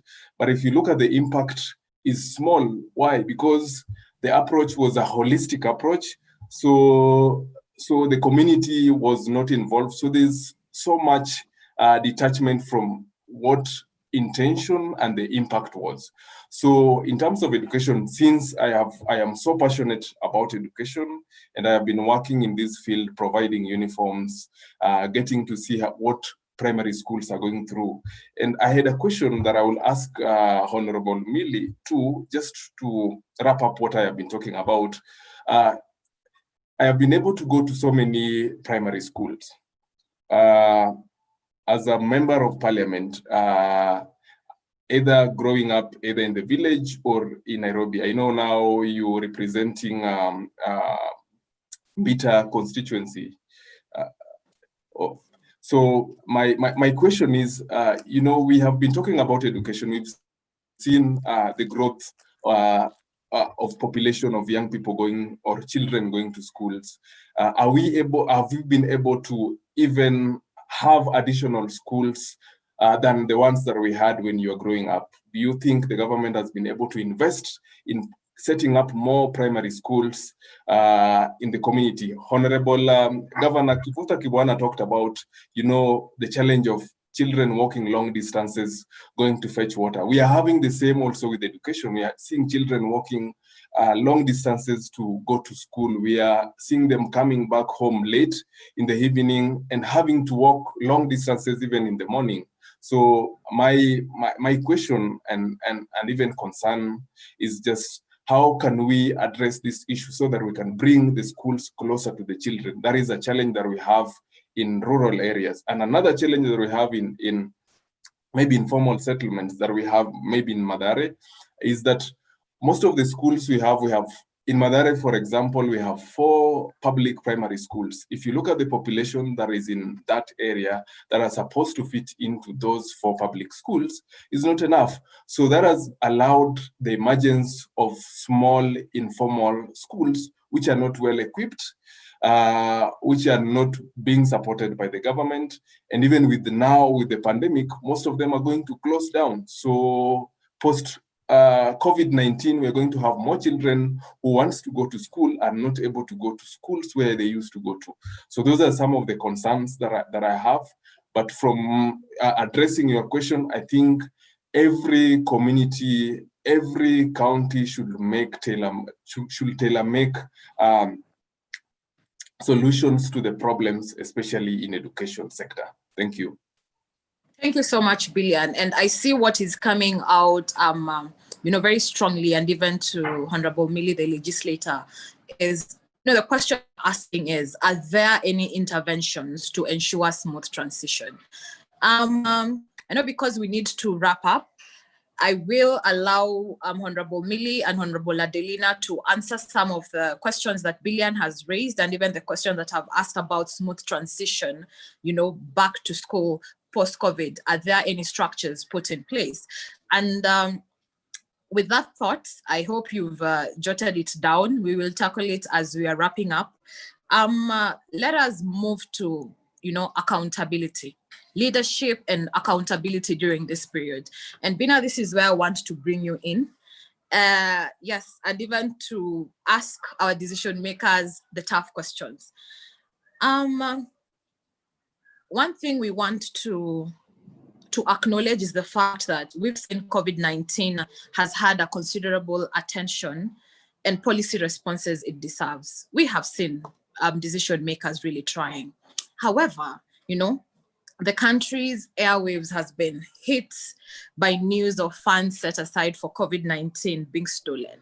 I don't want to call it corruption. It is theft, brazen, outright theft by our leaders, the same leaders who, have been mandated to protect this. How does leadership and accountability, and especially during a crisis, look like pragmatically? Honorable Millie, what do you have to say about this? We have questions, we have tough questions.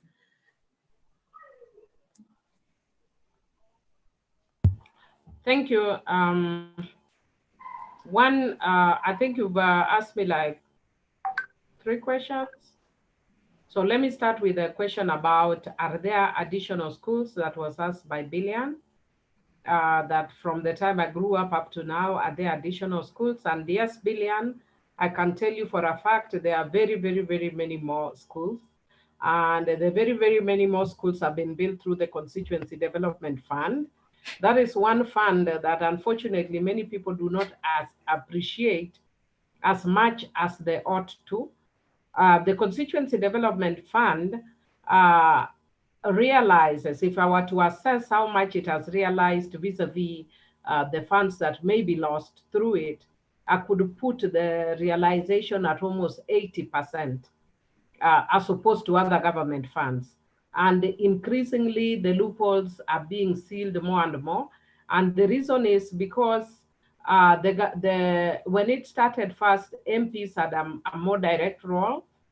The role of MPs have reduced, but the fact that the MPs still has some role ensures that the money goes to the right place. Because ultimately, MPs are held to account by the public.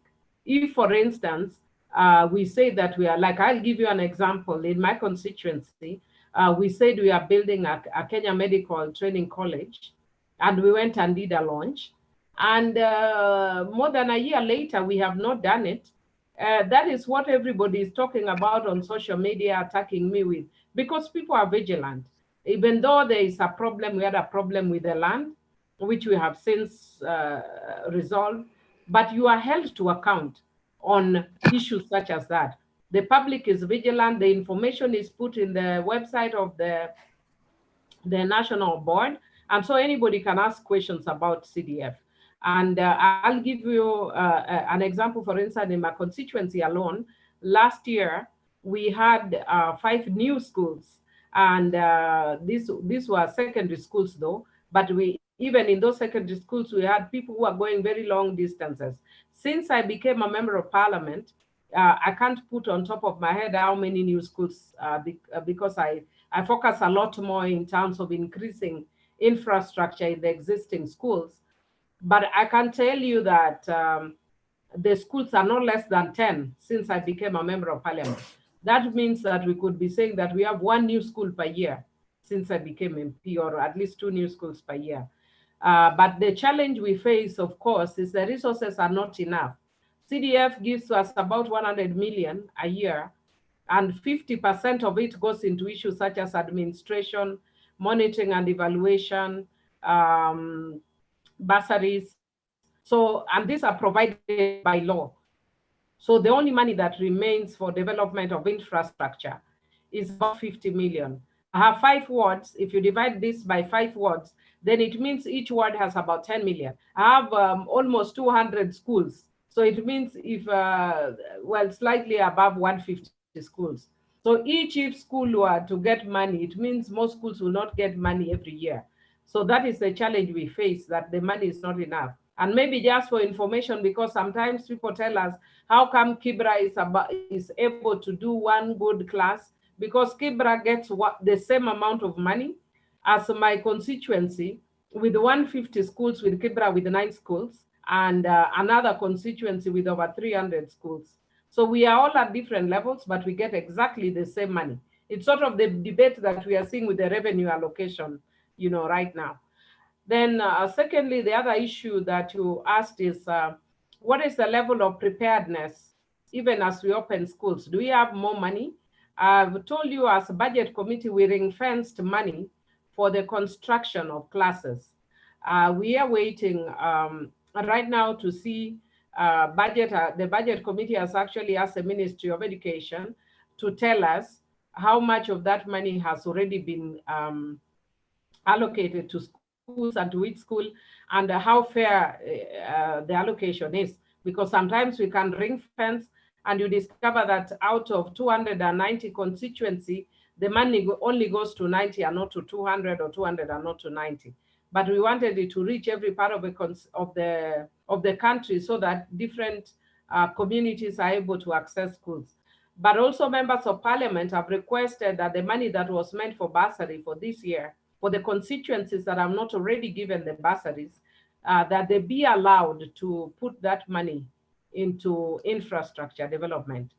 Given that it is not clear yet whether schools will open in January, or whether the government is reconsidering reopening maybe in September, that may change, but generally that is there. On the issue of COVID-19 funds being stolen, I think there was an expose by the Nation TV that there were COVID funds that were alleged to have been stolen through whether overpricing or the infamous supply of air as COVID items. What I would want to say is that, given that different oversight committees of parliament are already at it, I think we'll be able, the truth will be unearthed, and already you can see people are already moving away from the, you know, like for instance, I saw the chair of KEMSA distanced himself from the procurement from the procurement process. So my suggestion is that if there be people who are found to have violated the procurement process in a manner to enrich themselves unduly, then they should actually be charged and prosecuted in law. It does not matter whether we are leaders, nobody should be spared in this fight. And I would want to encourage the DCI to come in and investigate. And if there are actually cases of misappropriation of money that can actually put people's life in danger. In my own county, there was a woman nurse who died, and I'm told that our county has already been taken to court, that the county failed to provide PPEs for her. You are likely to see many, many such cases. There was a woman doctor who died, again, maybe because she was unduly exposed. I don't know whether there was some level of negligence, but that somebody should take money that is supposed to be protective and use it to unduly enrich themselves at this time of the pandemic.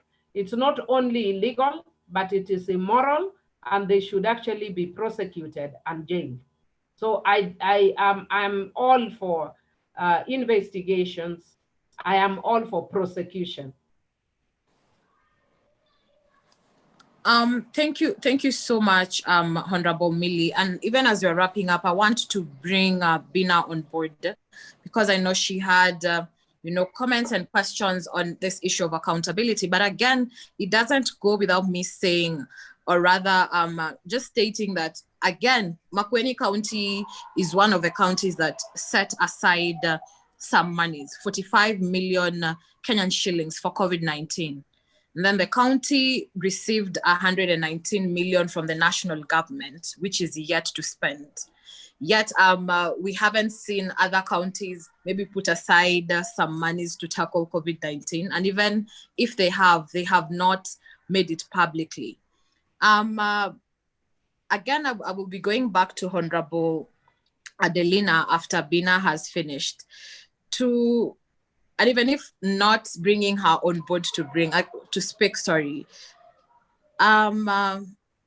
Makueni County is one of the counties that has shown accountability again, even when it comes to this pandemic, or rather from the topic we are saying today, leadership during a crisis.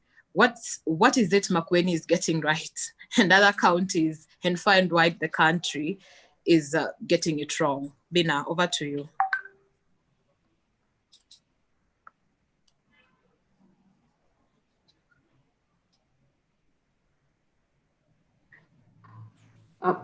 Winnie, just repeat the last statement.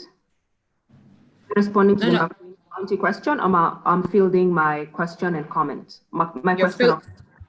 Yes, you're fielding your question and comment on accountability, because one of our demands has been us asking the decision makers to provide information on how the monies that were set aside for COVID have been spent. Great. I think for me, my question would probably be to both Honorable Millie and Adelina. And first, sorry, I had a question before that, so allow me to ask that, and then I definitely put them together, or rather merge the two.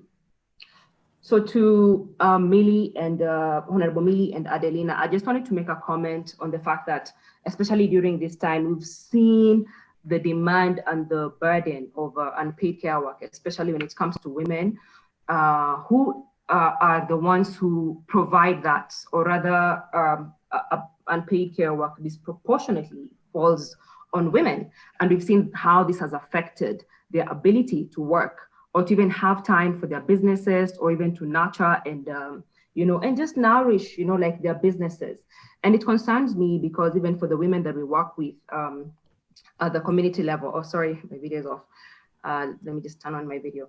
And it concerns me because even for the women that we work with at the community level, at the informal settlement, it's been a concern for the Chama women who are unable to have extra time to just nurture, their businesses, to grow their businesses.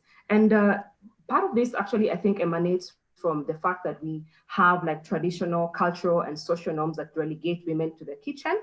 And I'm just wondering, from where you sit as a policymaker, whether, we have policies around unpaid care work, and how do we recognize the importance of this work, especially at this particular time? And also, I'd also want to ask, in the sense that how does government actually invest in social services that enable unpaid care and domestic work, as in how do we lessen that burden for women who have to go out to search for water, for women who have to carry their babies, whether to look for firewood, and what spaces exist for these women to participate in governance and revenue management decisions? Because we've also seen how unpaid care work even affects women coming out to participate in, even in elections. Because time poverty, when it comes to women, even just going to queue, you have to decide, do I go queue to vote of my child? Do I go queue to vote? Or just how it affects everything that involves women and girls. And even right now, we've seen many more girls being affected when it comes to their education. We did have a conversation with young women in university spaces, and some of them were mentioning the fact that they are wondering what people are talking about when it comes to having free time. They're like, no, the day I arrived home, they actually sent the help away. I have been the help in my home. And my brother only wakes up and Netflixes from morning till when we have the e-learning, you know? So I'm doing all the chores from morning. By the time I'm actually attending to my class, I am so tired. So we're also seeing the burden of unpaid care work when it comes to even young girls who are supposed to be either learning if they have access to digital, if they have access to e-learning, but they're not even able to do that because of unpaid care work, you know, because this has been shoved to them. So how do we address that even going forward? So that is to both Honorable Adelina and Honorable Millie, and also just on the background of the work we've spoken about when it comes to SGBV. And for me also, I think for the work that we do also with vulnerable women at the community level is the fact that when it comes to provision of free legal aid, that has been majorly the work of civil society, you know. They're the ones who, at least when you go to FIDA, you get like, you know, help when it comes to free legal aid. But then not many of them are able to access that during this time, because we've also seen it's not sustainable, because if you do not have enough funding to do that particular work, then how do you keep on attending and supporting these victims who come to you, especially as a civil society organization? So how can the government move in to bridge this gap when it comes to provision of free legal aid for especially victims of sexual and gender-based violence during this time? Because they really need it. I mean, you spoke about the lady who kept on going to the police, telling them that she's at risk because there's this gang that wants to attack her, and they ended up attacking her. I'm just wondering whether she even accessed legal aid or some, you know, like some assistance in regards to that. So how does the government bridge that gap so that it's not dependent on civil society and that it's actually sustainable? And I think for me, just lastly, on accountability, even as we're talking about the resources that have been lost. So how do we, my question again is, how do we perhaps ensure, let's say, for instance, we legislate in the sense that if this is the much resources that are coming in the country, how then can we have, like, let's say 30% or 20% of that particular amount go directly to deal with issues that concern, let's say, children, or that concern specifically women? How do we ensure that there are percentages and there's an allocation the same way we have, let's say, like there's just a kitty that is specifically allocated to deal with the issues that just affect women? Thank you so much, Bina. And even for, you know, our panelists, as we have to wrap up, I'm going to give each 2 minutes to close up on this webinar, and also allow me to mention that, you know, the purpose of this webinar was more of, you know, us to build pressure on our decision makers who are here to implement the demands created by the 26 youth-led organizations that worked together in the Justice for Every Child campaign Kenya. And even some of the issues, we've raised them in form of questions in this webinar today, which touch on education, sexual and gender-based violence, the police brutality that is on the rise, and the young people are pushing, you know, for the implementation of the Coroner's Act that we feel like would be very instrumental in tackling the rise in police brutality. And even the other one on accountability and leadership. How do we hold our leaders accountable on the monies that, you know, was set aside for COVID-19? So even as we're wrapping up, can I go to Billian, your closing remarks? We will definitely have more of these webinars to engage our decision makers on the way forward in tackling some of the issues that not only affect us as young people, but by and large the country. Billian, over to you. Thank you, Winnie. Thank you for everyone who joined the webinar. I think one thing that I've learned that sometimes when we have these conversations, we get to learn a lot from each other. And I just want to challenge all of us now that we're coming from different sectors. We have policymakers, we have community, grassroots community leaders here. I think we should just take it as a personal responsibility and collectively to one, hold the government accountable. And as we do this, we expect also a support from the policymakers, because, you know, you are there today, then tomorrow another generation that is coming in. So don't help us not normalize the abnormal things that are happening in the government, and help us also protect our children. The much that we can do is just to put hands, or to the best way that it can reach to Mbita, it can reach to my village in Siaya or in Northeastern, is when we have a policy in place that now protects collectively. So that would be my suggestion. And thank you for the conversation. So individually and collectively, let's push for a better space, for a better future for our children. Thank you so much. Bina?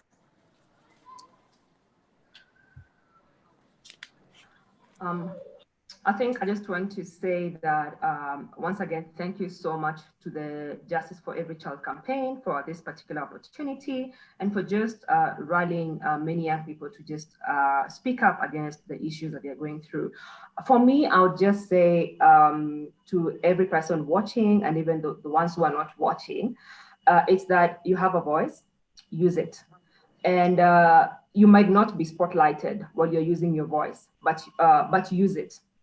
Don't wait for an opportunity to do big things for you to show up. Start small. I'm pretty sure if Billian had time, and many other young people out there who are doing big things right now, they'll tell you they started doing some of these things when no one was watching, but it's because they saw a need with their neighbor and they decided to step up and help their neighbor.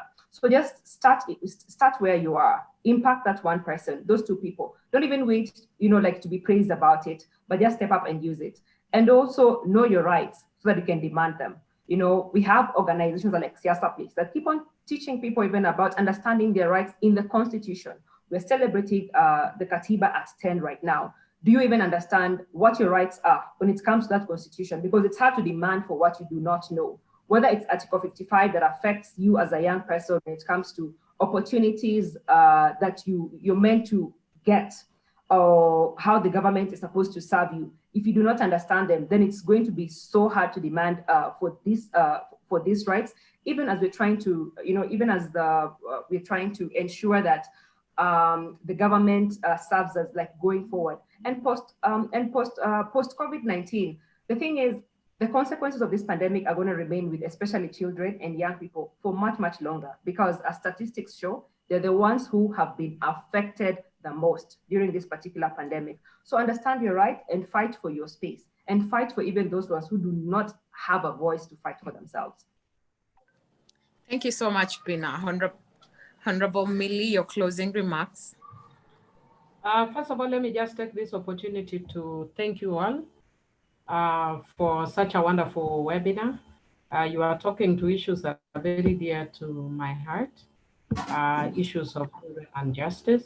I think it's a very good challenge that you've thrown to us as policy makers, that we need to, each of us needs to take individual responsibility.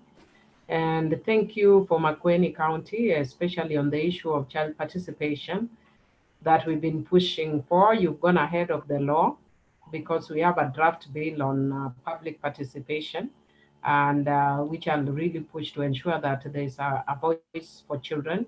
I would want to just share one example of a case of child participation that we had when we were at the Cradle, and we asked children to do an exercise where they were supposedly stuck in or marooned in a place, and they had to find a way of surviving in some remote area. So one of the boys said, us in our group, we agreed that we are going to kill a bird and cook a bird. So somebody asked, how are you able to kill a bird and you don't have any gadgets?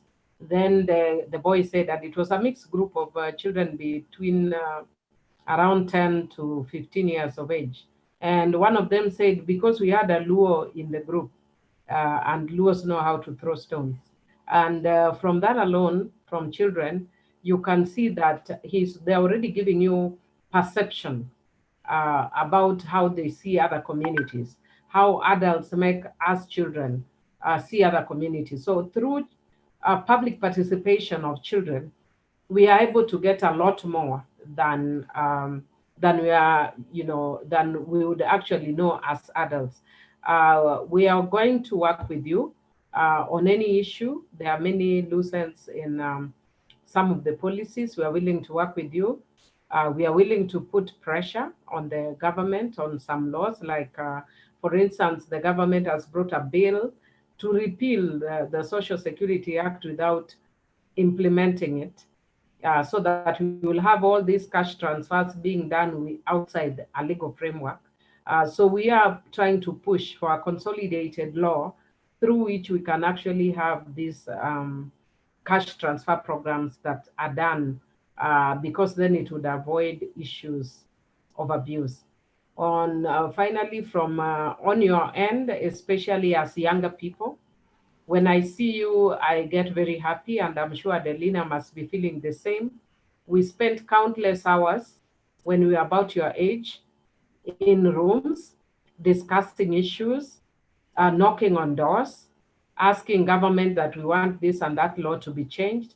And I can tell you 20 years later, we are very proud to look back and say that some of the laws that we wanted, not some, most of the laws, starting from the Constitution, have been done. So where you see the gap, because now we are at a different level, where you see the gaps, be our eyes. In 15 or even less years, you will be the ones who will be knocking on your doors to effect those changes as policy makers. Thank you, and continue with the good work. Thank you so much, Honorable Millie. Madam Governor, on to you. And thank you for being part of this. Yeah, thank you very much, Justice for Every Child campaign. And onset, I would like to welcome you to Makueni to actually, we become part of this campaign, because we've started addressing some of the issues. Honorable Millie, thank you for the good work you actually do in Parliament. You raise the very, very fundamental issues that we don't talk about. So continue doing that. We watch you, and we are very proud of you. And I can see that our being socialized to civil society and working for justice still continues. The young people, this is your time. As Millie was saying, we started when we were young, and we are seeing the results. We're seeing the results of a new constitution, though maybe not implemented, but the beauty of it is that the new constitution has given us 47 counties, and money is trickling down to the counties. So the question of educating young people to ask questions in those counties to find out how their money is being used. And that's why our public participation in Makueni County helps us to actually get to know what are the needs that we need to actually address. The question of, it's $1 million question, the question of really recognizing women's work, women's unpaid work. So that's a campaign you young people could start working on, so that first of all, it is understood as work because it's actually seen as invisible, unpaid. And therefore we need first of all to bring that out, it's work. So and then we actually need to see it actually being addressed in our budgets, that this is how much women contribute in this country in their invisible unpaid work. So that's a challenge I'm giving to you, because if that is addressed, then our children will get a better place. Their mothers will actually be comfortable to actually not actually do a lot of work to make sure that their children are happy. I want to leave you with a message from the 7,400 children, a message from a 15-year-old girl who said, if your uncle tells you to sleep with him, what should you do to avoid him? That's a question of a young child, a young girl of 15 years. Another one of 16 years is saying, when someone has been raped by her pastor, and goes to tell the church leadership.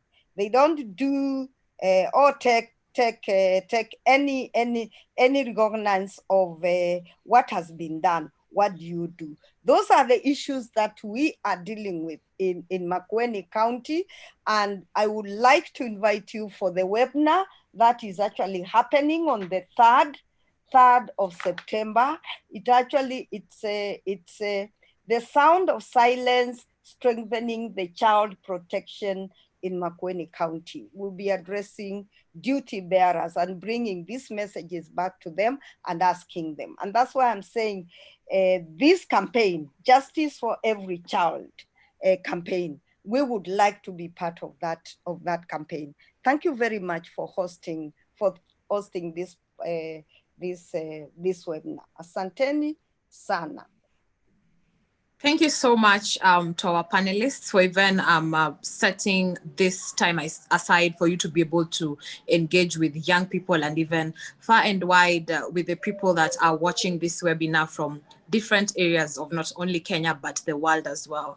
The next steps, and this is a request I'm posing to our leaders, that we have now moved from online mobilizations, and right now we are at the decision makers advocacy. We will be knocking on your doors, for pieces of advice, for the way forward, and even Honorable Adelina, as you are an expert in matters SGBV, we have demands that these organizations have come up with, that once in a while we will knock on your door to ask on how to go about issues.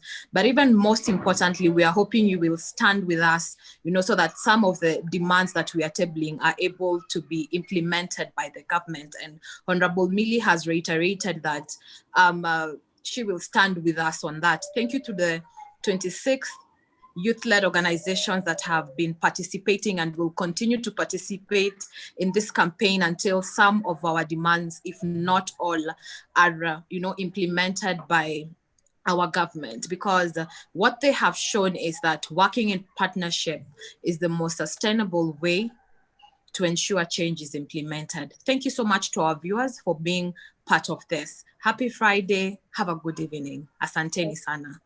Thank you very much. Thank you. Thank you. Thank you.